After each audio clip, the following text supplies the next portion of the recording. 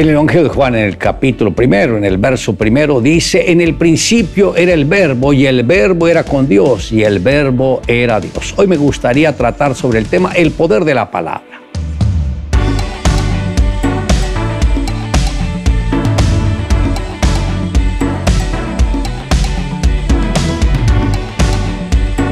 Jesús es el Verbo de Dios que siempre ha existido. Juan lo presenta como el Logos, que para los griegos significa inteligencia, sabiduría y expresión, haciendo ver que la sabiduría y la inteligencia de Dios estaban desde el principio concentradas en Jesús, que Él es el autor de todo lo que existe y que en su infinito amor decidió tomar forma humana para hablar en nuestro propio lenguaje las verdades de Dios. Jesús es la palabra viva de Dios, esa misma palabra que estuvo en la creación del mundo cuando Dios dijo: sea la luz. La palabra de Dios entró en acción y en armonía con el Espíritu Santo, y ambos lograron transformar el caos en algo útil y hermoso.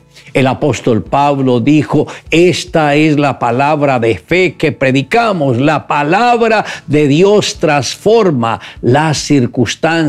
Era indispensable que el Verbo se hiciera carne. Imagínese toda la autoridad de Dios, toda la potencia divina concentrada en una sola persona llamada Jesús de Nazaret. Cada palabra que salía de sus labios era dinamita. Cuando concurrían endemoniados a las reuniones de Jesús, Él solo decía: cállate y sal de él, y los demonios salían del cuerpo de esas personas. En cierta ocasión Jesús decidió ir con sus discípulos a otra región, y mientras iba en la barca se levantó una gran tempestad de viento y echaba las olas en la barca, y de tal manera que estaba a punto de anegarse. Y Jesús estaba en la popa durmiendo sobre un cabezal, y le despertaron y le dijeron: Maestro,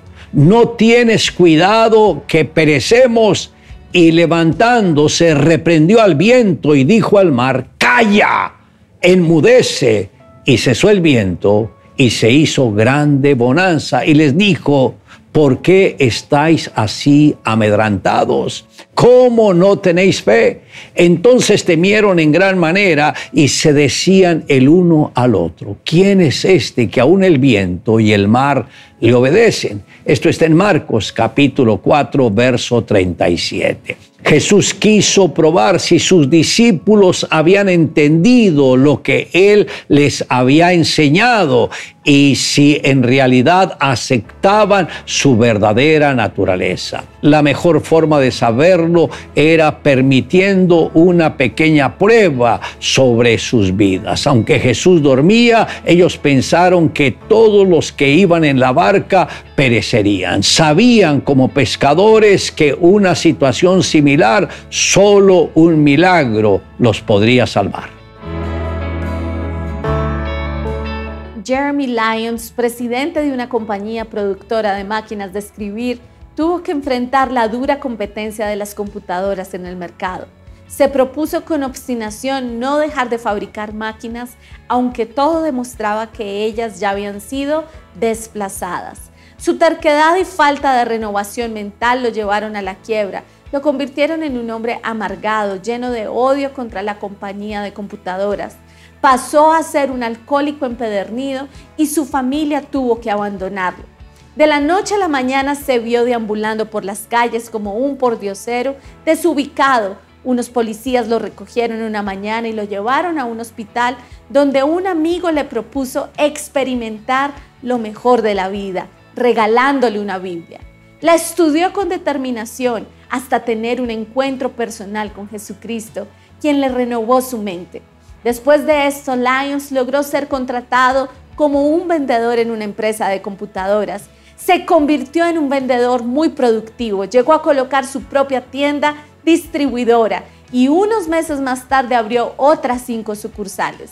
Sus ganancias aumentaron rápidamente y pudo recuperar a su familia. Cuando pasas tiempo con la palabra de Dios, a través del Espíritu Santo eres guiado para nuevos retos que siempre te llevarán al éxito.